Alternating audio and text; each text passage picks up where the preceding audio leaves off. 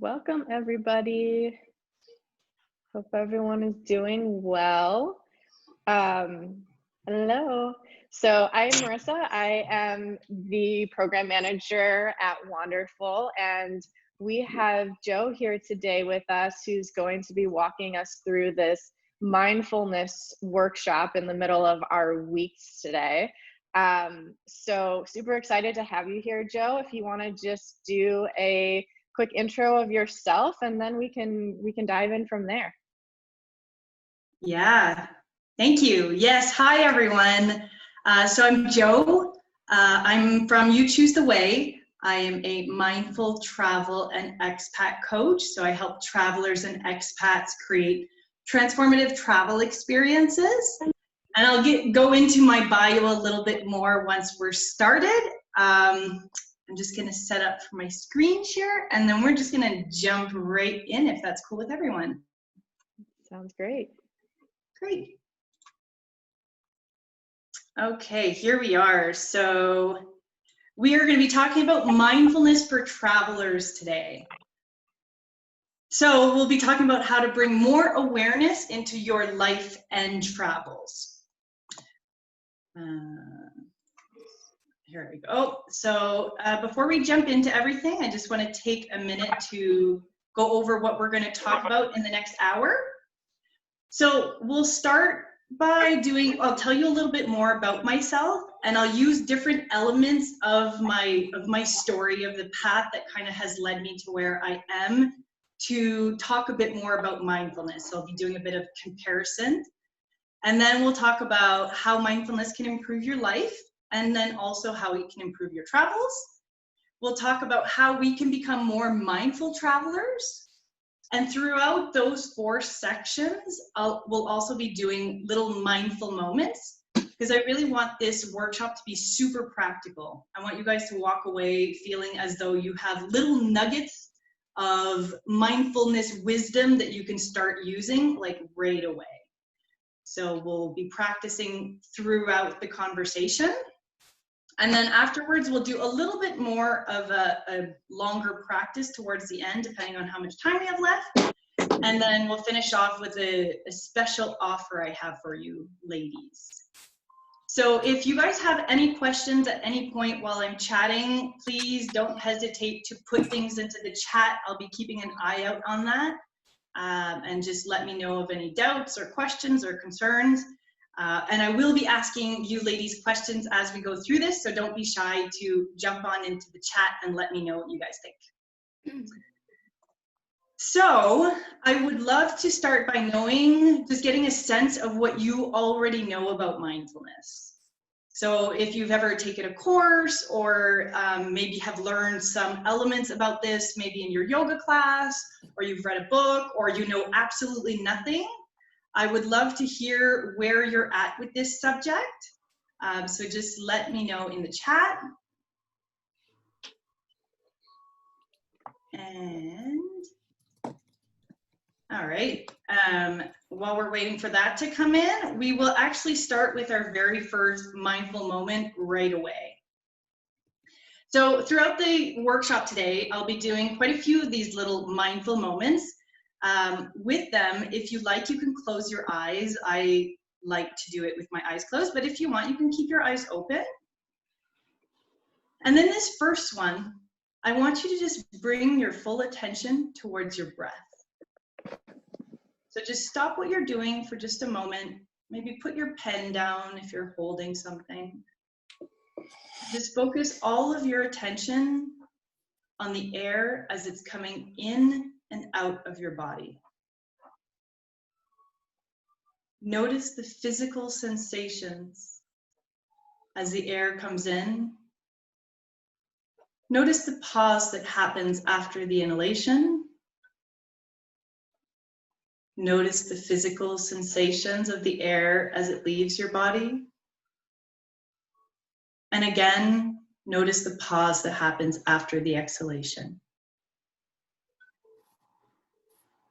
We're not looking to manipulate the breath or change it, but instead just notice it as it's happening, allowing our attention to rest there just for a moment.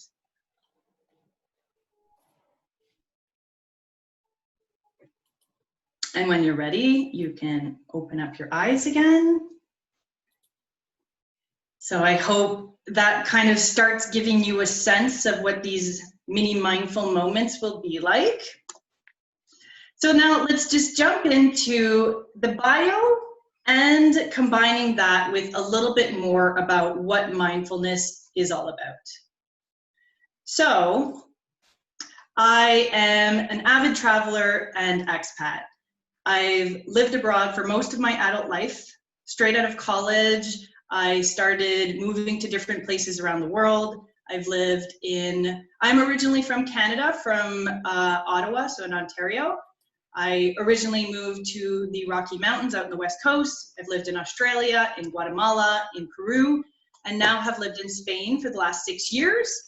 And traveling has always been done in that format for me. I really like to go to one place and then from there get to know an area. That's really my style of travel.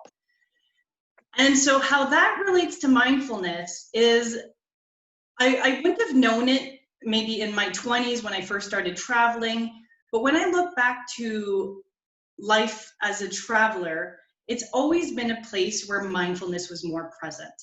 Even before I knew what the word mindfulness meant, even before I had ever done any courses or learned anything about mindfulness, travel was a place that I was automatically more present with the moment. During travel, there's a lot of new and exciting and dynamic things happening. There's a lot of change and exciting days. And so maybe that element of constant newness makes it even more of a place that mindfulness starts naturally happening. So if you've traveled a lot yourself, I have no doubt that you've also experienced this sensation of mindfulness, even if you don't even know what mindfulness is about.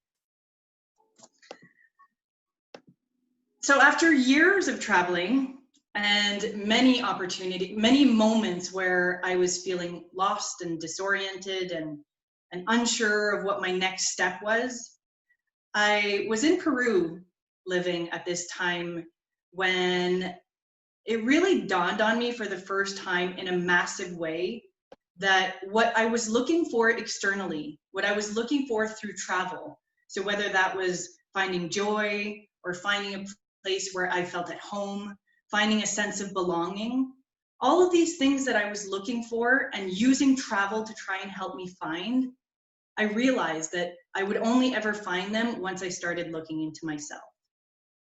So although travel had been this place that I would go to try and fulfill all these needs, in Peru was this moment where I had this realization that maybe I had to start looking elsewhere.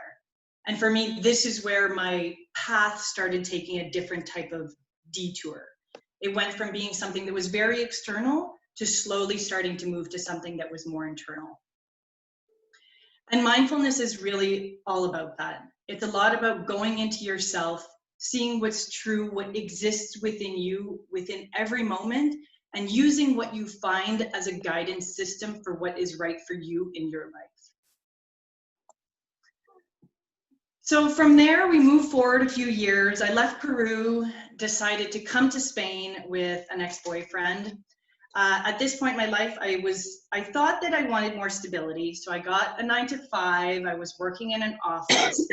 After a few years of this, my feet started getting itchy again. For a lot of you ladies who I'm sure have traveled a lot as well, once this habit of moving a lot is in you, it's hard to stay very settled in one place. And so at this point, because this inner exploration had also started becoming more of a big presence in my life, I decided, even with my 9-to-5, to take a month off work to go get certified as a yoga and meditation teacher. These practices started becoming much more important parts of my life. And this is a massive part of what mindfulness is as well. We tend to, in our society, we tend to put a lot of protagonism and really a lot of focus on the mind, the brain, and everything that's going on in the head. We're hyper-rationalized as a society. And mindfulness helps us come down into our bodies, come down into a deeper part of ourselves so that we can connect into something else than just our rational mind. It connects into our souls and our hearts and our bodies, and use these elements to really tune into a truer part of ourselves. So at this point, I'm still working in my 9-to-5, and a few more years pass, and as I'm connecting into myself more and what my truths are and what is important to me, little by little, I'm seeing that my 9-to-5 and working for the man are just not lining up with what feels true to me. I feel disaligned with my values and what feels important to me in life. So I decided to quit my job and turn what at that point was just a blog. My blog was called You Choose the Way. I decided I would convert this into a business. It was a super scary move. I was petrified, but decided to do it anyway. And again, this has a lot to do with what mindfulness is all about. Mindfulness is about being present with what is in the moment, whether that be things that are happening externally or internally, and accepting what it is we find. So in this moment of realizing that my truth was really outside of the company that I was working for and trying to build a business that was more aligned with what felt right to me, that felt super scary.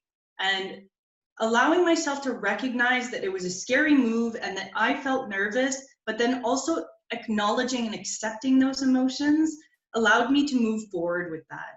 It didn't cause a blockage. It didn't stop me from being able to progress. On the contrary, recognizing that was alive in me and being okay with that allowed me to move forward even though fear was present.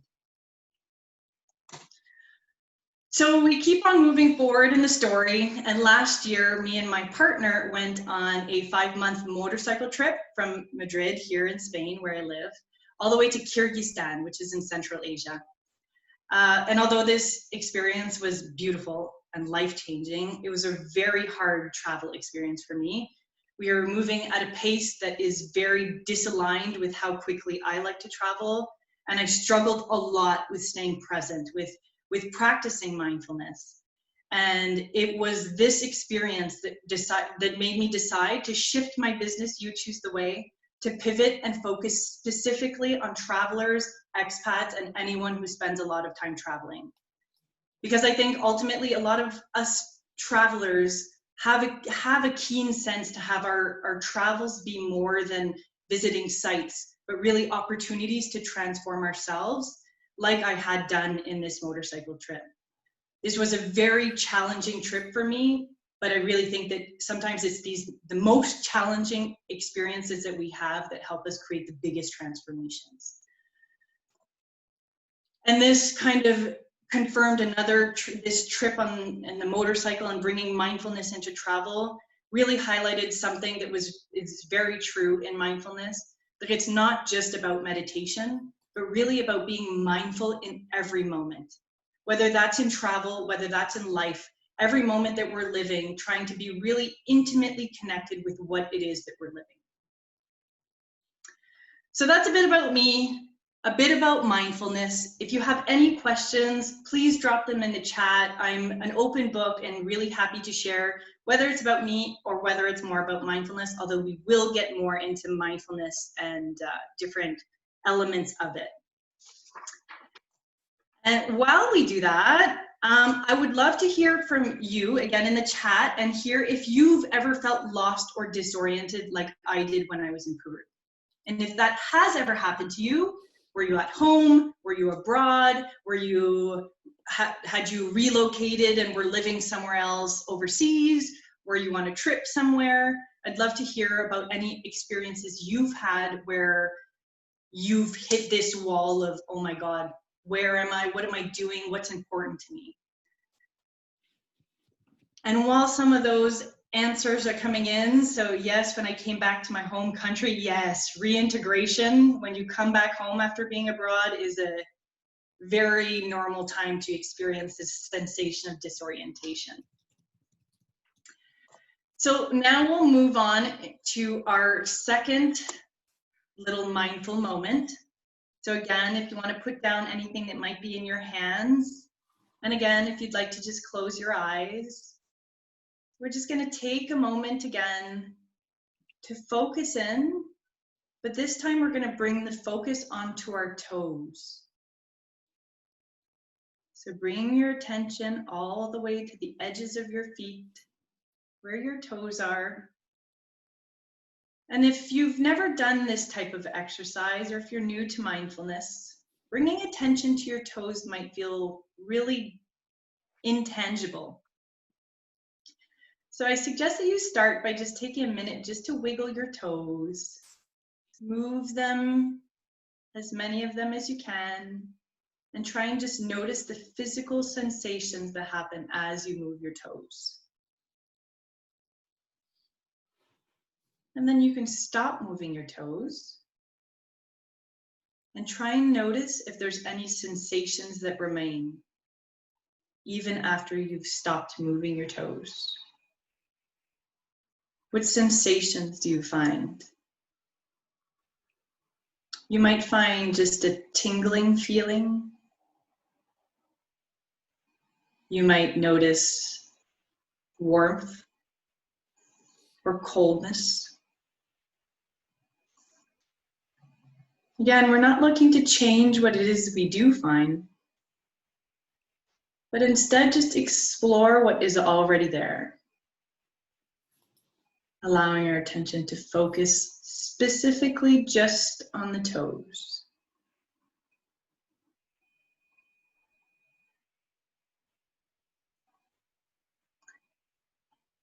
And when you're ready, we'll open up our eyes again.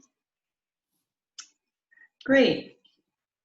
I'm very curious to hear how these mini mindfulness moments are going. So if you'd like to share in the chat box, especially if you've never done any of these types of activities before, I'd love to hear how that feels to you, what it is that you do find.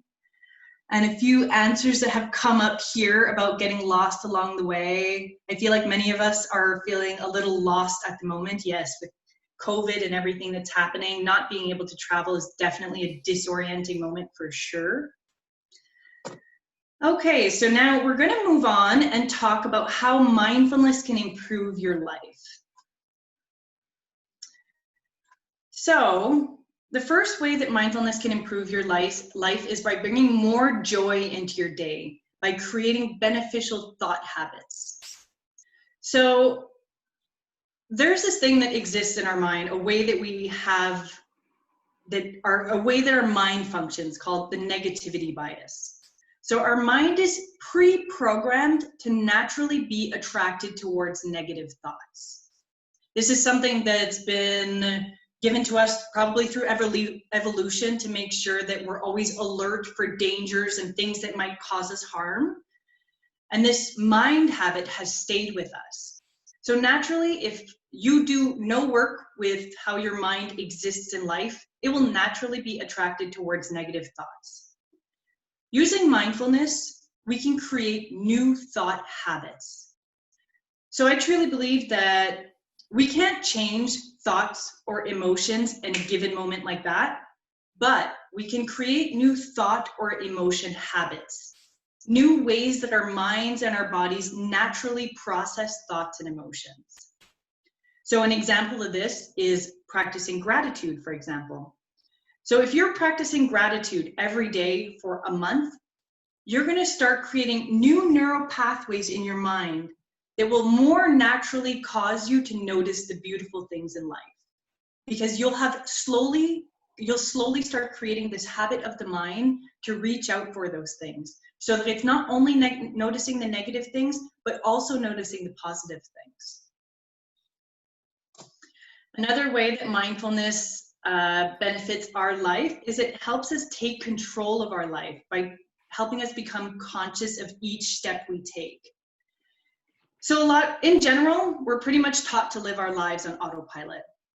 We're taught to not ask any questions, do as we're told, and just live life in a way that we've been taught that life is supposed to be lived.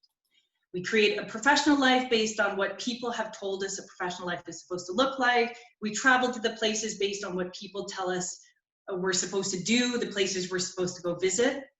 But mindfulness gives us a space to stop and reflect about what we're doing in every moment so that we can be consciously making decisions that are more in line with what we feel is important to us. It gives us a space to reflect about what is going on internally and the type of life that we want to build for ourselves, so that in every moment, whether it's travel, whether it's your work life, whether it's your relationships, or even something smaller like how you shop or where you shop or the types of things that you fill your day with, start being decided with more conscious intention to line up with what is really important to you. Next, mindfulness helps us create better bonds with ourselves, with others, and with the world. So as we practice mindfulness, we take a lot of time to get better acquainted with our thoughts, our feelings, our beliefs, our identity, our perceptions, and all the other stuff that lives inside of us. And ultimately, as we explore these different elements of our inner self, we ultimately end up at a place where we realize that we are imperfect, and that is part of being human. And the more that we have this realization, the more that this becomes true, that we are made up of both great things and not great things, and that's part of the beauty of life, the more that we start building compassion for ourselves, but that also ends up also being the tool that helps us have compassion for others.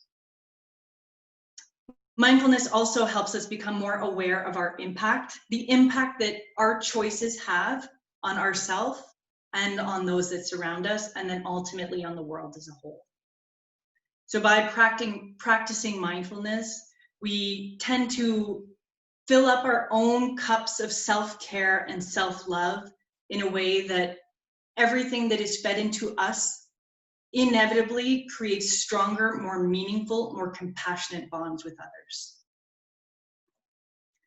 And then finally, mindfulness helps us become better at managing the negative stuff. So we tend to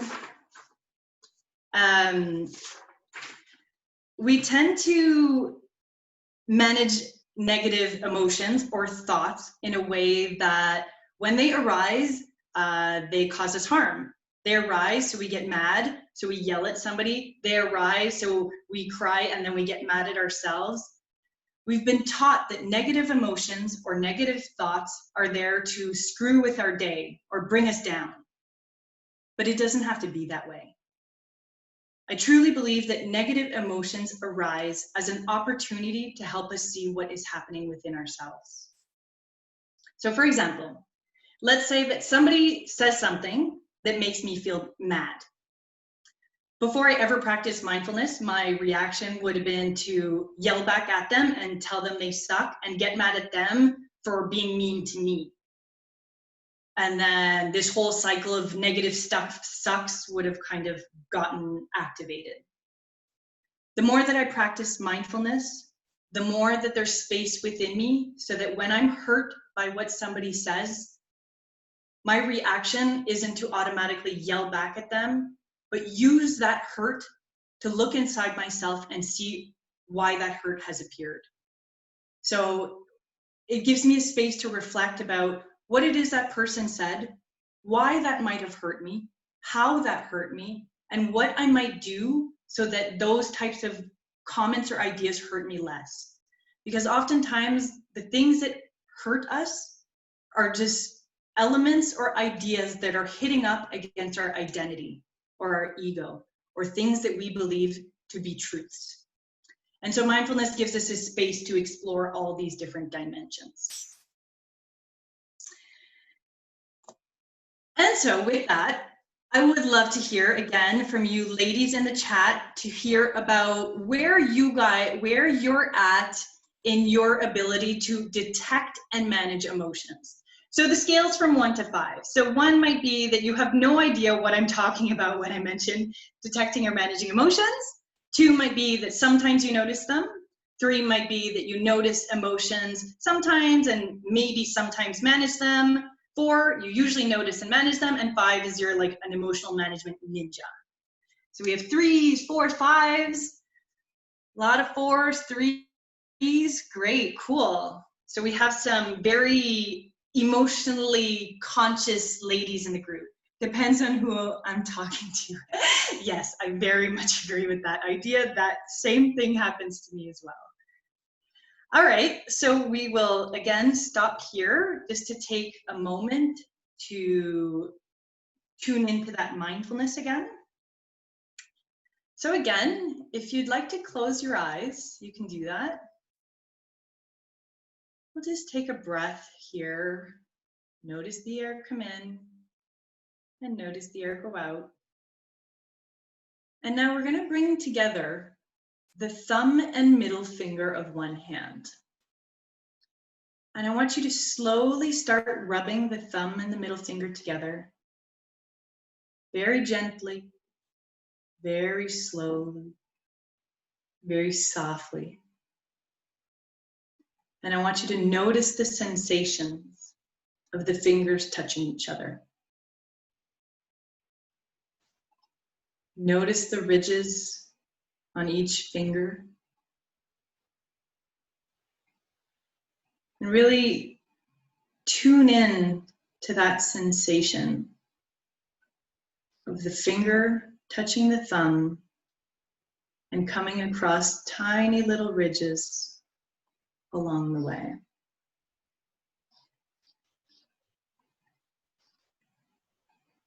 And now I want you to open the other hand up and bring the fingers of the other hand onto the palm of your hand and slowly start moving the fingers of one hand along the palm of the other hand. And again, notice the sensations of the fingers along the palm of your hand. Try and not create stories of the mind about the sensations, but instead really just tune into the physical stimuli of the fingers against the palm of the hand.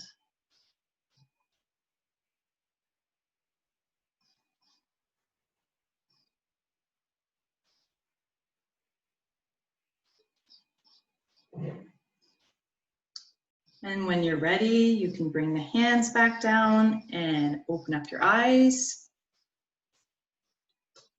And we will keep moving forward. So now we will look at how mindfulness can improve our travels or our life abroad. So mindfulness allows us to experience life more fully. So,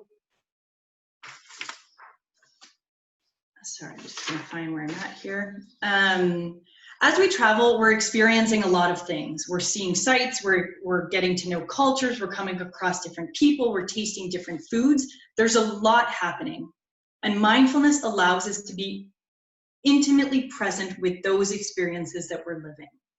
It allows us to be with those experiences and truly take in all the stimuli through the senses that we have.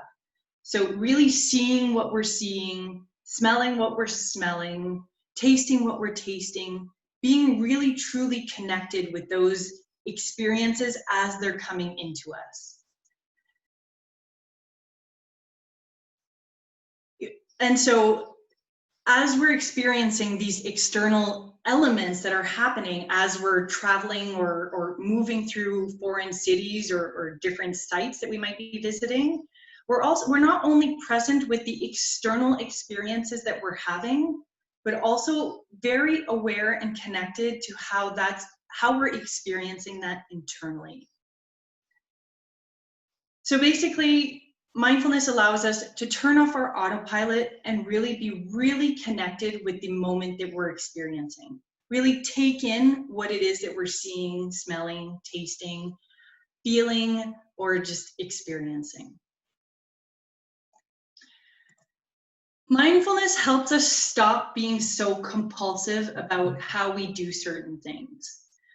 I don't know about you ladies, but it's happened to me so many times where I get to an incredibly beautiful place and all I do is take pictures, get onto Instagram, get all distracted by all the different things that I need to be doing. I'm all over the place. I'm trying to do a million things. Or even the way that we plan our trips with tons of sites, tons of stops, and tons of excess activities.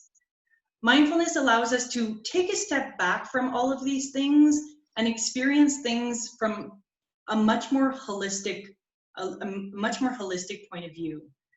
It allows us to, instead of seeking out elements or things that will gratify, like fulfill instant gratification, we're able to step away from those elements and really find the beauty in the moment without them being hectic or overfilled. Next, mindfulness helps us become much more aware about what it is we're looking for, how we're experiencing that, so that we can really take away true gems from every experience that we're having. So it helps us become aware of the beaten path, become aware of which elements of the beaten path are working for us and which aren't, so that we can carve a path that is more right for us. And this is true in travel, and this is true in life. Mindfulness helps us get really real with ourselves about what we want, what's important to us, and how that might be different from what we're supposed to be doing. So with that, I would love again to hear from you ladies and to hear about how often in life and in travel do you stop and check in with yourself to see if what you're doing feels right to you, or to see what it is you're feeling. Is this something you do all the time? Is it something you never do? How often are you stopping in life, in travel, to check in with yourself and see how things are feeling? So Brittany is saying all the time. That's great. And we will often, all right, sometimes have a variation, often. Yeah, for me, I've been learning about different mindfulness practices. For me, yoga and meditation are different forms of mindfulness, but they also fit into this camp for almost 10 years. And for me, this has been a practice that slowly evolves over time. Sometimes I'm really good at some of these elements, like checking in with myself, and sometimes I'm not. And like one of the ladies said earlier, in certain situations, maybe with certain people, I'm able to do this more often. And in other situations, I'm able to do it less often. Some situations just feel more challenging to do that in than others. And yeah, I really think that this is part of the practice as well. And so we will move on to another mindful moment. So again, I would love for you to close your eyes if that feels comfortable for you.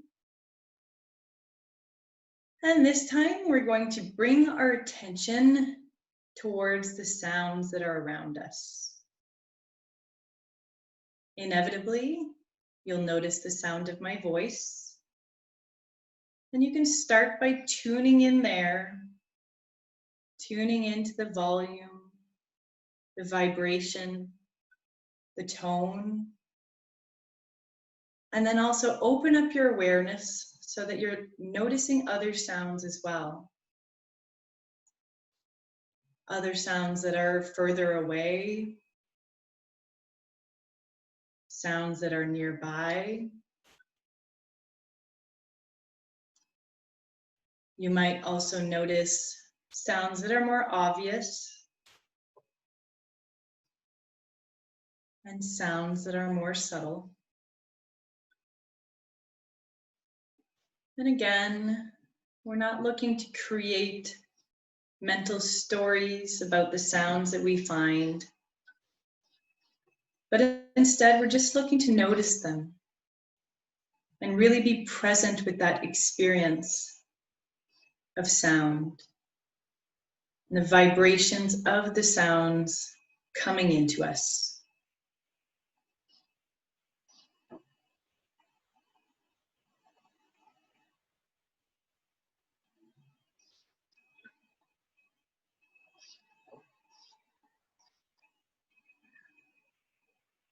And once you're ready, you can open up your eyes again. And I'm just having a look at the chat to see what some of you were saying about tuning in with yourselves. And one lady says, in the last few years, more and more, sometimes I leave my camera in the camera bag. I like concentrating of what I want to achieve instead of fulfilling a bucket list.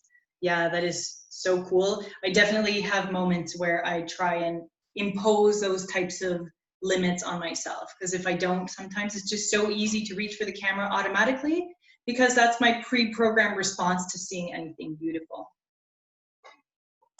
All right, so we will continue on.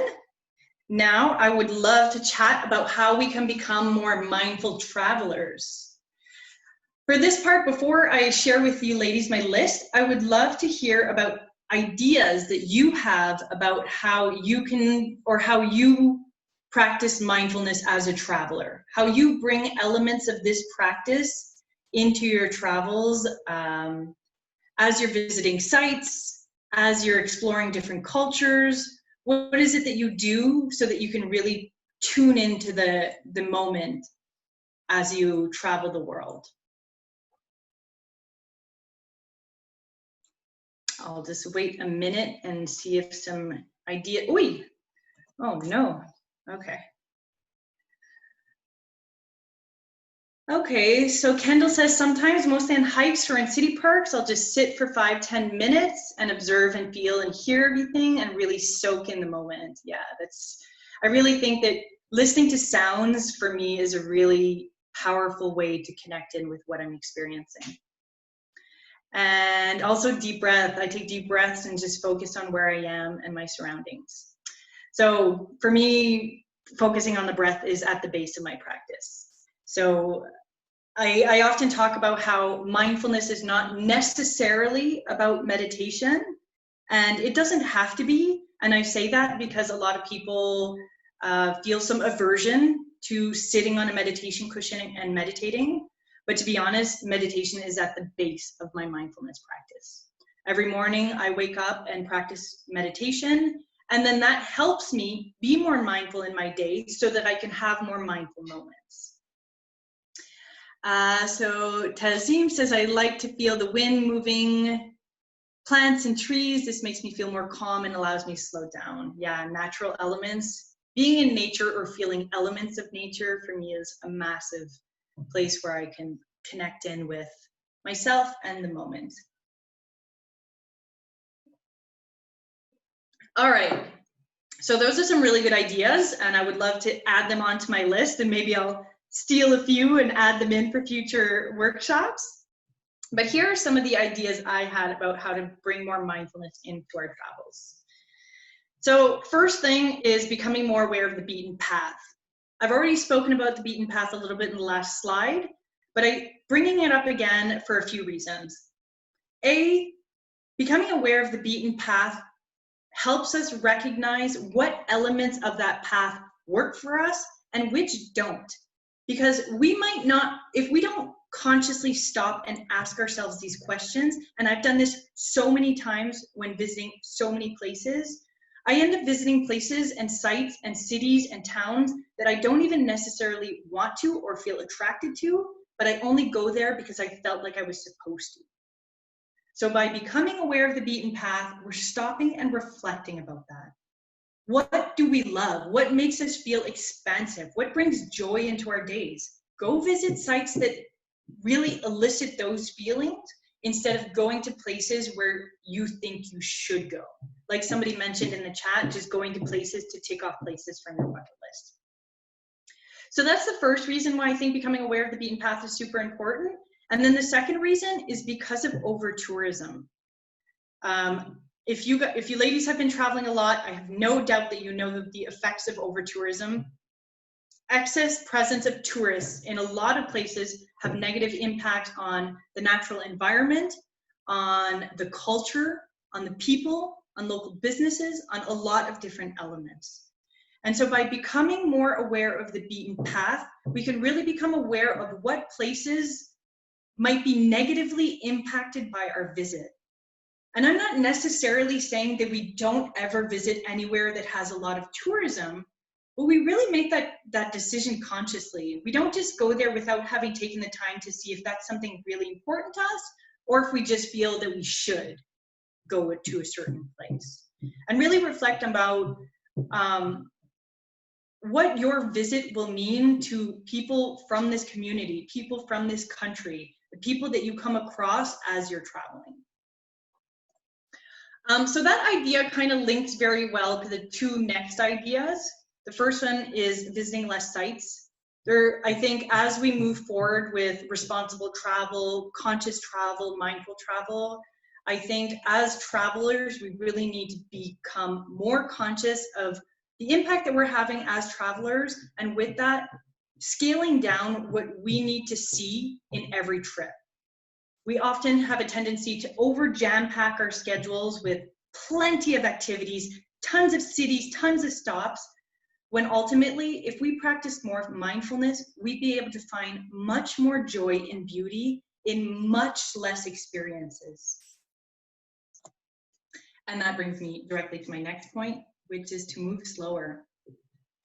Do less. Move slower. Really suck out like an orange that you're taking out all the juice from. Take out all the juice. Really be with the moments that you're experiencing, and you'll see that you need much less exceptional experiences. Instead, you can have nice experiences and find extra beauty in them because you're extra tuned into what it is you're experiencing.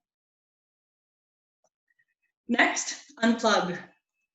Get away from your camera, get away from your laptop, get away from your Instagram, your YouTube, all the things that keep us constantly connected and yet extremely disconnected.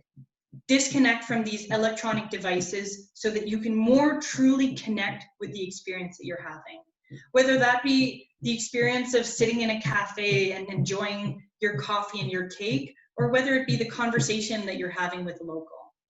Unplug from your devices. Disconnect from needing to be fulfilled by every moment being you showing your experience to the world, and instead just find the beauty for yourself in what you're experiencing. Deeper dives. Use the electronics, not the other way around. Exactly. Don't let the electronics dominate the experience. So be conscious of your impact. I spoke about this when I was talking about the beaten path. Really become mindful about how everything you do impacts you, impacts others, impacts the communities you move through, impacts nature, and impacts the whole world. Really take time to reflect about that. Because I really think that the more that we tune into how the way that we live our life inevitably impacts others, the more that we can create true and honest bonds with other people. Not only people we love, but people that we come across on our travels, people that we meet in communities, the owners of the guest houses we stay in, or anyone else that we come across on our journeys. Next, ditch the expectations. Clinging to needing the outcome to be a certain way causes a lot of suffering. Detach from that. It's fine to create a plan about the places you want to go, but let go of the idea that those need to go a certain way. All that does is cause us suffering. All that does is take away joy from any experience that we're having. Allow moments to be as they are. And finally, let your senses guide you. Let your senses be the ones who dictate how you move, where you go, and really let those senses bring beauty into every moment so that you can visit less sites, move slowly, but then still find extreme amounts of joy in everything that you're experiencing.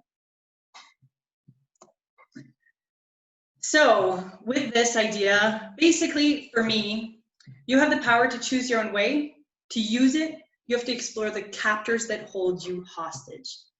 And as we learn more about mindfulness and living mindfully, we really notice that what most often holds us hostage to the lives that we don't love and the lack of joy and the unfulfilled existence are things that exist within us. Our beliefs, our attachment to needing to do things in a way to fulfill others' expectations. Our ideas about how life is supposed to be lived, how we're supposed to travel, or how we're supposed to create a work life, how we're supposed to create relationships. So mindfulness gives us a space to explore those beliefs that we have about how life is supposed to be lived and really reflect on which ones are working for us, which ones aren't, so that we can edit the ones that aren't working for us or get rid of anything that doesn't seem valid and true to our path and the life that feels right to us. Sorry, I don't know if you guys can hear that. Neighbor upstairs is like decided to start hammering on the floor. I don't know if you guys can hear that, but we'll just go on. Okay. All right, so let's see the time here. Okay, so we have enough time. I was hoping we would have enough time to do a little bit more of a mindful moment, something that is just a little bit deeper. It won't be super long, but I thought we could do a short meditation together. So if you want to get into a comfortable position, sitting, you don't have to like sit on the ground or anything, but maybe come into a position where your back is straight, your neck is tall, your shoulders are rolled back. And this time I would recommend that you close your eyes if that's okay.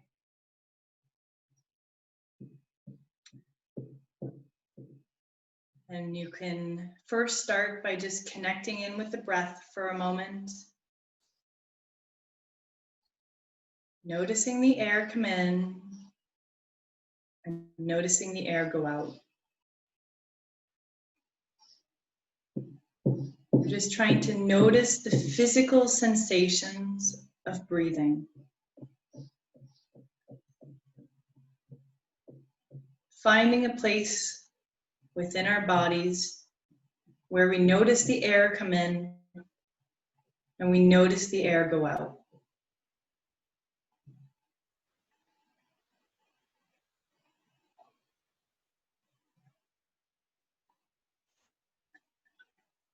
So within this meditation, I thought we would just take a moment to explore and find the physical sensations related to a certain emotion.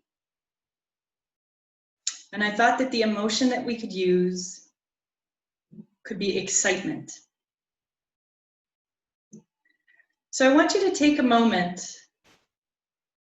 and either think of a moment in the past where you had a trip coming up and felt really excited about what you were going to live. Or maybe if you'd like, you can go into the future and just imagine the excitement you're going to feel once you can finally start traveling again and you're about to leave on your next trip. So bring this image to mind and really allow that emotion of excitement to become present.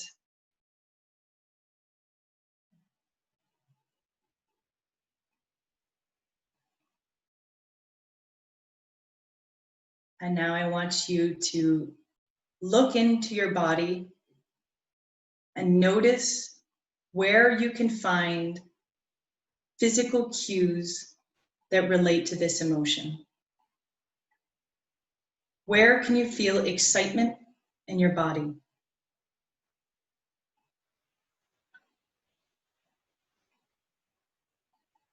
It might be in your chest, or in your solar plexus. It might be in your belly. You might feel it in your cheeks or in your throat. Just explore to see where the feeling of excitement about an upcoming trip lives in your body. And just take a moment to see what the feeling feels like. Maybe it feels expansive, or makes your body feel contracted. Maybe it feels warm, cold.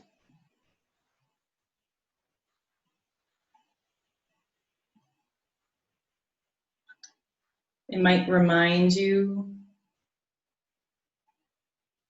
of a different type of sensation.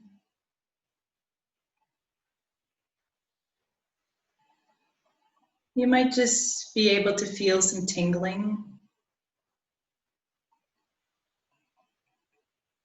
Or you might not feel anything at all. No matter what you find, that is completely okay. We're just trying to explore.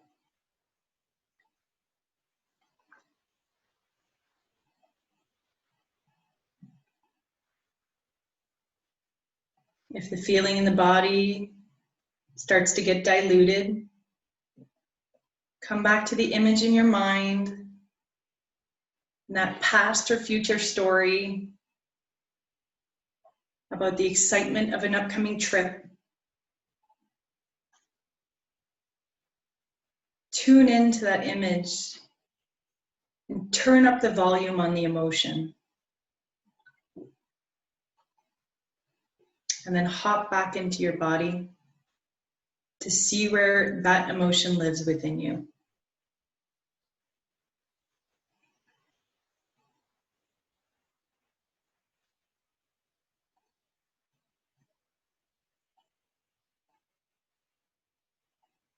And now we'll disconnect from that story of excitement about a trip.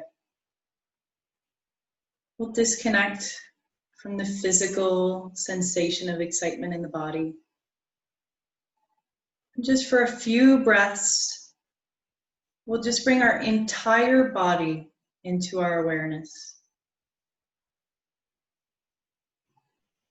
Feel the entire body expanding and contracting with each inhalation and exhalation.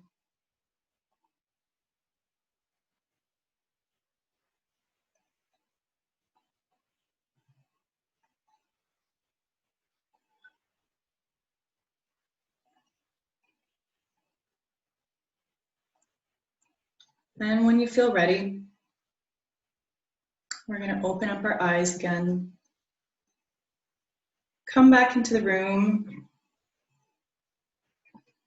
And if you'd like to have a little stretch out, and if you'd like, you can let us know how that was for you in the chat. So in mindfulness meditations, we spend time exploring the physical cues related to emotions so that we can become more aware of emotions as they happen in our day-to-day lives. Because if we don't do that, naturally emotions arise and their pre-programmed responses are what dictate how we respond to an emotion. So by becoming more aware of the physical sensations of an emotion, we become more aware of the emotion and can create new reactions for how we react to the arisal of emotions. All right, so we have about 5 minutes left, and I wanted to talk about a special offer that I wanted to tell you ladies about.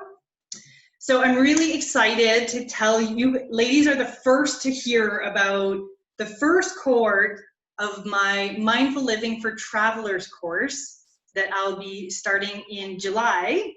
It's a 9-week group program where I bring together mindfulness practices and coaching to help you ditch the beaten path and truly connect with life.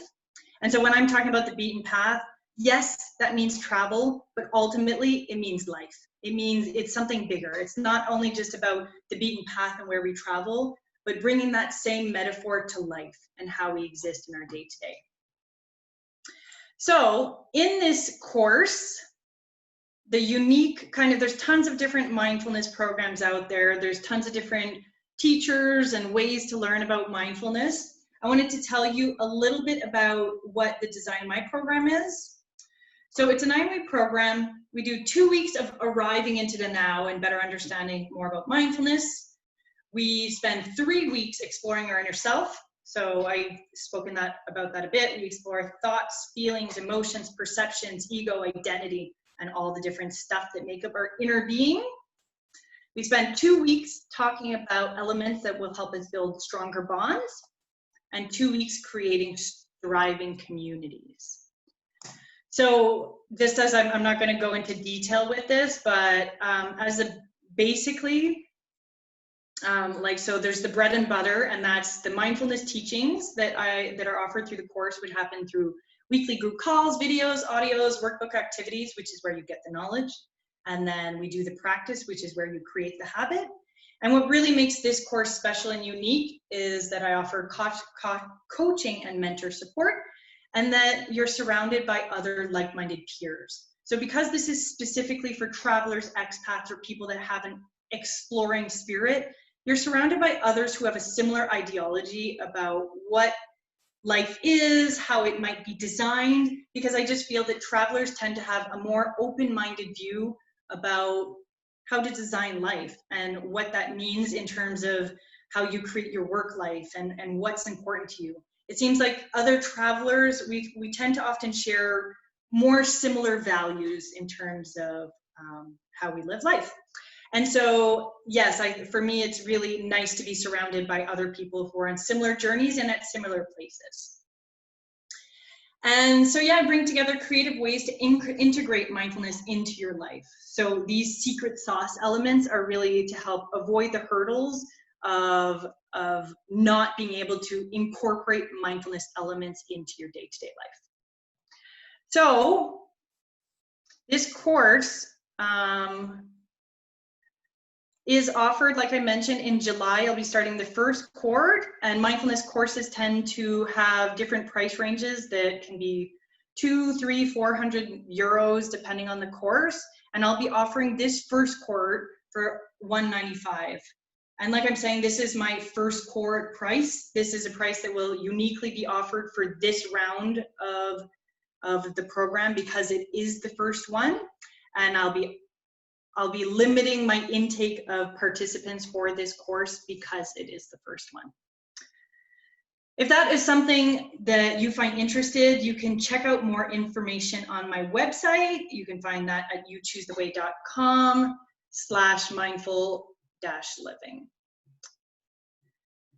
So to kind of close all that up, so here is my information. I am Jo. My full name is Josée, but Jo is kind of what I prefer. You can find out more about me and what I do and what I'm all about on my website, youchoosetheway.com, my Facebook page, and my Instagram. Or if you just like the idea of bringing together the worlds of travel with personal development, mindfulness, growth, personal introspection, or any of those elements, join my Facebook group called Travel to Transform. And really, I'm trying to create a community of other people who are in like this intersection of travel and growth. Because I don't want to just be sitting around having a dialogue on my blog, but I really want to connect with other people who are interested in this similar crossroad of elements. So that is all for me. I would love to hear from you ladies. We have only just a few, it's already 6 o'clock, but if you have any questions, if you have any doubts, I'm happy to answer anything. And otherwise, if there's something that you want to ask me directly, you can get in touch by email and all the information if you want to do like a snapshot with your phone. Oh, the screen share has gone away. But yeah, I can drop that into the chat. So that is all. Thank you very much, ladies, for coming today. It was really nice having you guys in the chat and being to share all these ideas with you. Thank you, Jo. Anyone have any questions before we wrap up today? I guess you answered them all, Jo. I hope so. And like I said, I'm really happy to I love talking about these things. So feel free to shoot me an email, connect on Facebook, whatever it is, whether it's about me, what I do,